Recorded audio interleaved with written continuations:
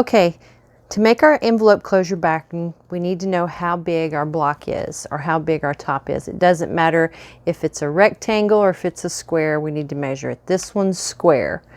So after I trim down my block and quilting it, it's a little bit smaller. So now it's 16 1/4 by 16 1/4. So we need to write that first number down, 16 1/4. All right, now that's how wide of a piece of fabric we're going to need. So I'm just going to put 16 by, and then the question mark, what's the next number? To figure out the next number, we're figuring out the overlap.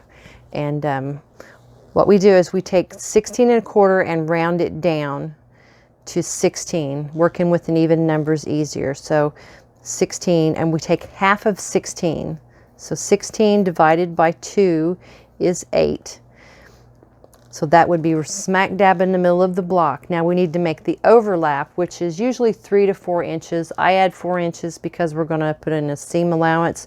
So 8 plus 4 is 12. So we need a piece of fabric for this one that's 16 1/4 by 12. We need 2 pieces that are 16 1/4 by 12. So this is the backing fabric that I'm going to be using. I'm going to trim it up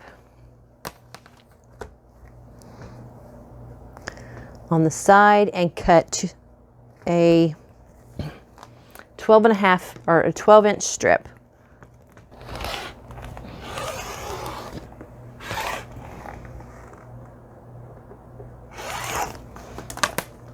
Now that we've got it to 12 inches, we need to cut it to 16 1/4. 2 pieces, because this is layered in half.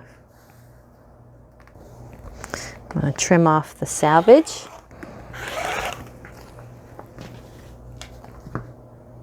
And there's our 2 pieces, 12 by 16 1/4.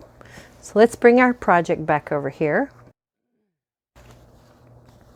And we're going to be layering these right sides together, like this, okay? But before we sew, before we do anything, we need to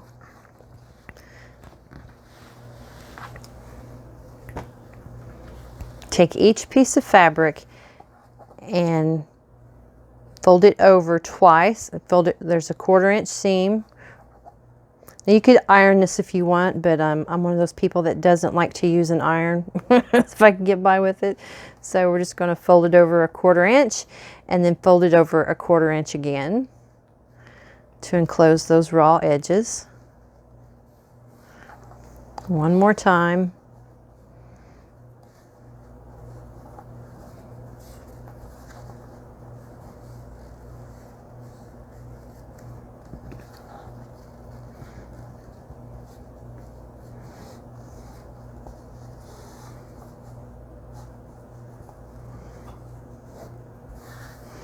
And then we're going to sew right on the edge, right here along the edge.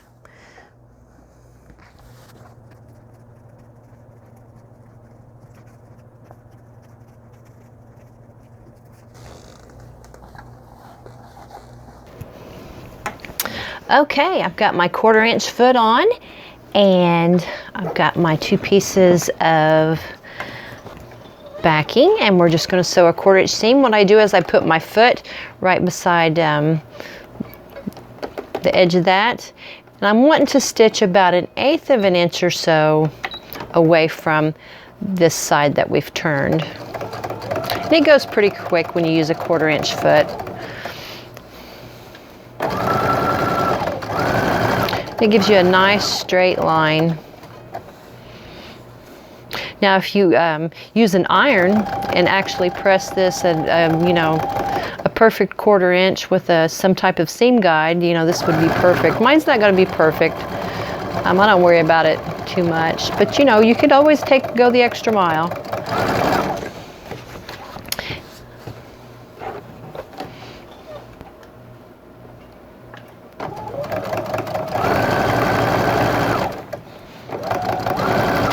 And I found with my 1/4 inch foot that if I keep, I line that fabric up with this little toe that's sticking out there, the left-hand side on the inside, that it does a pretty good job at keeping it straight. I got a little bit off there, but like I said, I'm not out for perfection today.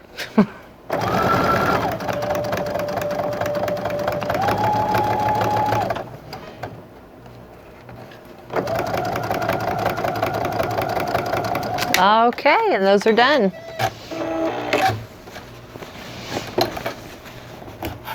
Can cut off there, and I'll let you take a look at it, how they look.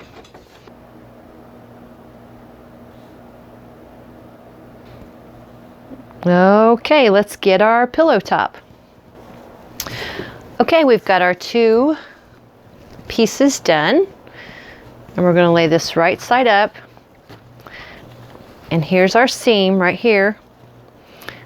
I'm going to lay it down on top, line it up with this edge and these 2 edges. Right sides together. See, that's the right side.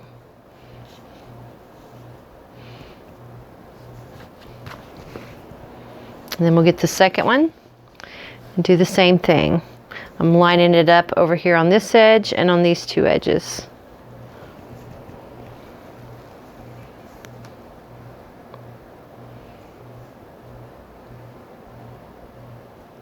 Now I try to bring it in just a little bit on these 2 sides. That way I can see the pillow top. And you can either pin this or use little wonder clips. I tend to like to pin just because I'm old school. I'm not a big fan of those wonder clips. I have them, guys, but I don't like them. Not that they're bad, it's just that, you know, hard to teach old dogs new tricks. So you'll want to pin it pretty heavily just so things don't shift on you. You don't want to get a pucker. That would be really bad. I like to pin right where those, the overlap is, right there, where that seam's at.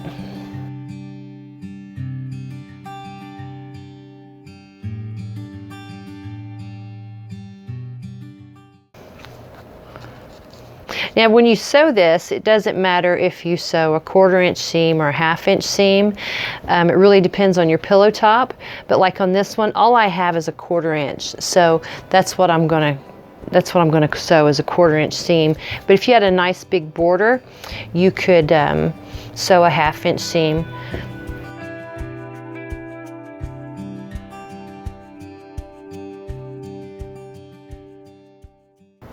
Okay, now that we've got it pinned down, we're going to stitch that 1/4 inch all the way around. We don't have to worry about leaving a hole, because right here's our hole where we can turn that pillow out.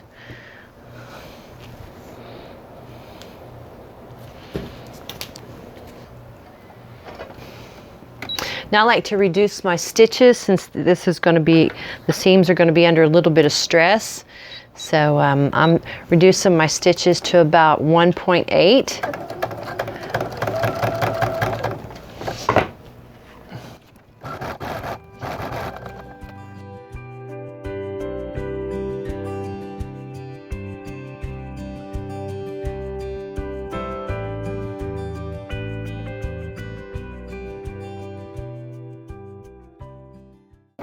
Now I also like to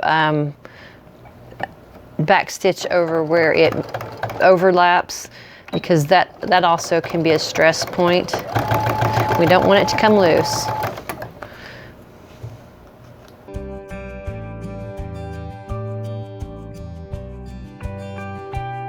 Okay. Now before we go turning this right side out, I just want to clip those corners off about 1/8 of an inch or so away from that corner. That'll help us have a nice sharp point to get rid of some of the excess. You could even come down on the sides a little bit, trim it away. Just helps reduce the bulk when we flip it or turn it. Now if you like this little pillow topper, I have a tutorial on my blog for the block that I used. I call it Autumn Star, and I'll link to it below. It's from use. It's I used scraps of half square triangles to make the block. There's no directions for making half square triangles. Okay, so we're just going to turn it right side out.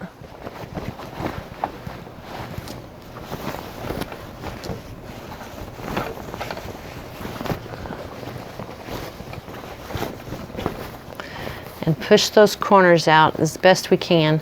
I find it's best to find that corner and actually pull it from the front side. See how I'm over here on the front side and give it a pull this way.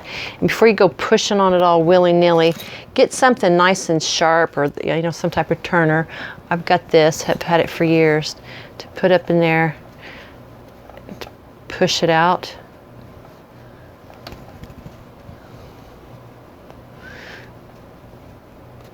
And sometimes you can get down in there with a pin. This is a hat pin. And just grab that fabric, pull it out. Try to get as sharp a corner as you can get. That looks pretty good. And then we'll continue doing that all the way around on all four corners. All right, now that we've got it turned, it kind of has an odd shape. It's wanting to pull and bowl up a little bit. So what we need to do is iron those seams. And as you can see, it wants to pull that fabric to the front. So all we got to do is press that. So I'm going to kind of roll it over so you can't see that back fabric, and just give it a little press. Now you're going to hear some clicking noises, and that's my old iron. She makes some goofy noises, but she does the job. And this step right here isn't so important if you're going to overstuff your pillow, because it's going to kind of round that out anyway. And I'm going to be overstuffing mine, but I wanted you guys to know how to do this. See how those are laying so much flatter, and you still have all this bulk over here. Just roll that forward. Gets your crease in that seam, just like if you were pressing your fabric to the dark. We're pressing that fabric to the front, this to the pillow front. I don't like that. Let's pull that a little bit more.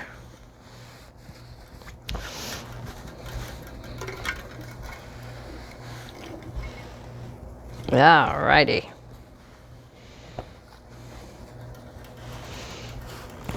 Need to do that one. Got a lot of stray threads on here too from the quilting.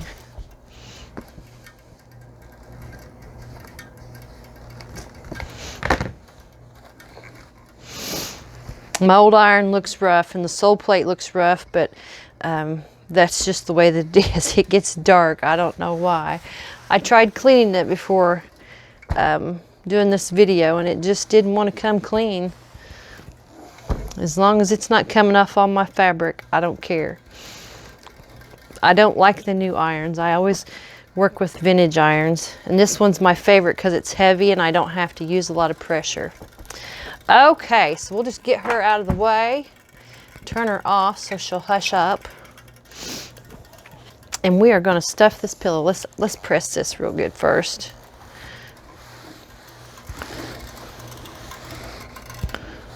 There we go. All right, let's stick our pillow form in there. Now with that overlap, you're going to have to do some real stuffing and twisting and pushing, especially with the pillow form I chose, since it's overstuffing it, but I think it's going to look good. So we just pull that back and reach in there and grab it.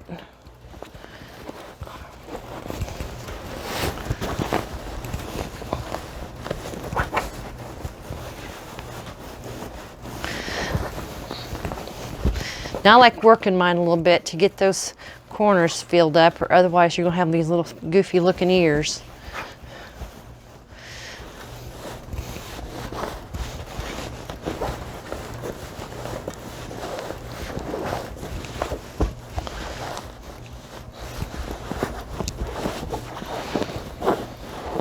And make sure you pull that inside flap up so you don't have any wrinkles. And there you have it, a nice full pillow, super easy to do. I love it. So this is the pillow I made last week, and I had a video about how to make this pillow and a runner that matches. I will put a picture in here somewhere. And I finished this one with an envelope closure binding.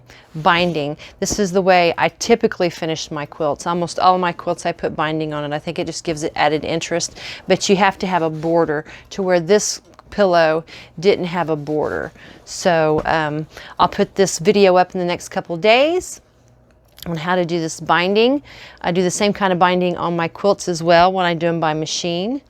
So you'll want to look for that in the description box below if you're watching this after September 21st, I think. But anyway,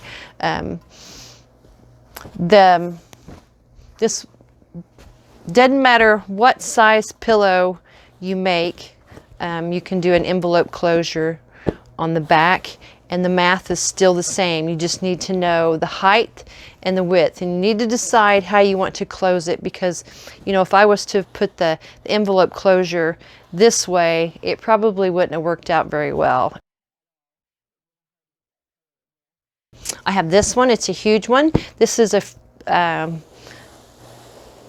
pillow pattern that is free with my stocking quilt pattern that's in my quilt pattern shop. It also uses the same kind of binding and the same kind of closure on the back. I have to tell you that I am pillow obsessed. Here's another pillow. I made this one last year. It's also a free one that's in with a pattern that I made, gingerbread twist. You buy the pattern, but you get two patterns in one. You get the quilt and the pillow pattern all in one. This little pillow is a free tutorial on my blog. This is just machine or fusible applique. I did not stitch around it, did I? Maybe I did. I can't remember. If I did, I can't see it. Isn't that bad? But there's a free printable with this one also, so you can just fusible applique on there, and it also has the same type of backing. Here's the other quilt that I made last week using the same pattern as the orange one that I showed a while ago. And this is a pillow that I made. I don't have another pillow form, but it's just something I think is really neat about when you close a pillow this way and you finish it this way. This could be a table mat, it could be a wall hanging, and it can be a pillow. No one's ever going to know if you have this hanging on the wall or sitting on your table that it's actually a pillow cover. And the last one is Christmas Memories Truck. This is a pillow pattern, a standalone pillow pattern that's available in my pattern shop, and I will link to my pattern shop below. But this is one of my best sellers, and I also have a quilt pattern to match it. Here's another pillow that I made. You can see there's the back, and it's like we did today. There's no binding on it. I just turned it right side out, and I made this one with a pattern that I have on in my pattern shop that matches this pillow. It's called Christmas Memories Truck, and it's a quilt pattern with the truck on it. The pillow doesn't come with it. They're two separate patterns, but this is the pillow version of it. But I took the Christmas tree that's in that quilt and made a nice little pillow to go with my snowflake quilt pattern that I will show up here somewhere. But anyway, that's it, guys. Thanks for stopping by my little spot podunk. I'll see you in a couple days. Love ya. Bye-bye.